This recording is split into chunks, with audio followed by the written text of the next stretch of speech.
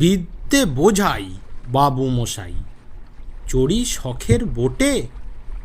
মাঝিরে কন, বলতে পারিস সূর্যি কেন ওঠে? চাঁদটা কেন বাড়ে কমে, জোয়ার কেন আসে? বৃদ্ধ মাঝি অবাক হয়ে ফেল ফেলিয়ে হাসে।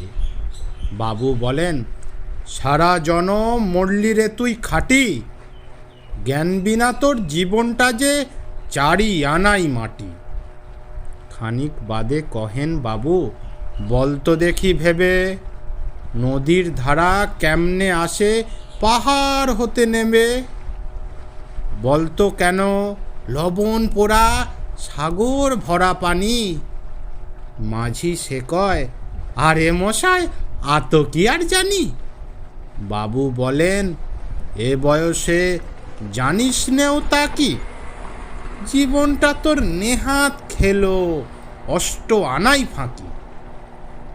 আবার ভেবে কহেন বাবু, বলতো রে বুড়ো, কেন এমন নীল দেখা যায় আকাশের ওই চূড়ো? বলতো দেখি সূর্য চাঁদে গ্রহণ লাগে কেন? বৃদ্ধ বলে, আমায় কেন লজ্জা দেছেন হেন? বাবু বলেন, বলবো কি আর, বলবো তোরে কি তা? দেখছি এখন জীবনটা তোর 12 আনাই বৃথা। খানিক বাদে ঝড় উঠেছে, ঢেউ উঠেছে ফুলে। বাবু দেখেন নৌকোখানি ডুবলো বুঝি দুলে। মাঝিরে কন, এ কি আপদ? ওরে ও ভাই মাঝি, ডুবলো নাকি নৌকা এবার, মরবো নাকি আজি?